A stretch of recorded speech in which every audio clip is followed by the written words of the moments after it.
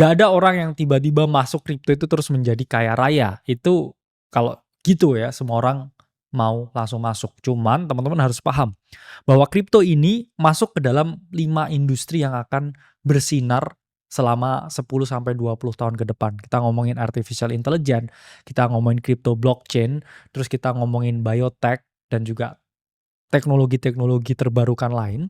Sektor kripto ini menurut saya adalah sektor yang mana kita bisa akses, ya. Kita bisa belajar. Kalau artificial intelligence, kemudian biotech, space exploration, itu satu memang secara teknis itu jauh lebih sulit teman-teman. Dan juga barrier to entry atau teman-teman kalau mau punya exposure misalkan di space exploration, itu membutuhkan modal yang luar biasa gede.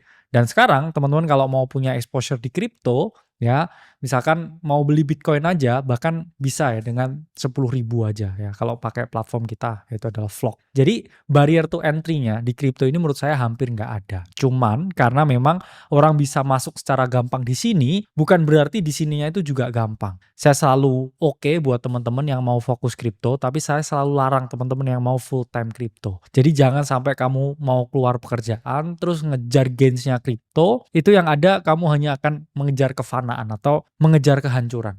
Jadi kita harus memiliki mindset yang realistis. Apalagi di sini teman-teman yang udah ngikutin kita dari tahun 2022, dari tahun 2023 dan udah membeli Bitcoin ya dalam jumlah yang oke, pasti saya yakin sekarang kalian udah cuan ratusan persen. Pasti lebih dari 600%. Itu nggak ada salahnya ya kita melakukan yang namanya rebalancing atau kita menata kembali ya portofolio aset yang kita miliki. Saya di sini nggak bilang teman-teman, oke saya harus jual semuanya Bitcoin. Cuman ada suatu porsi ya di mana kita bisa mengatur berapa banyak sih kripto yang ada di portofolio kita, di duit kita. Kalau kita ngerasa udah kebanyakan dan kita udah grow-nya udah signifikan, udah ratusan persen, nggak ada salahnya ya melakukan yang namanya rebalancing. Itulah mengapa kita masuk ke poin yang nomor 2 adalah untuk investor pemula itu oke untuk melakukan dollar cost average atau DCA.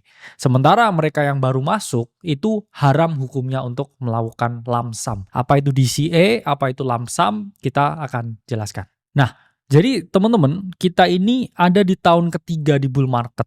Secara market coding, ya, secara market structure dan data, kita itu selalu memiliki pola seperti ini ya, 3 tahun hijau, 1 tahun merah, 3 tahun hijau, 1 tahun merah. Dan kita ya, ini memasuki tahun ketiga. Saya nggak mau teman-teman ini membeli kripto benar-benar di pucuk ketika kita mau memasuki bear market.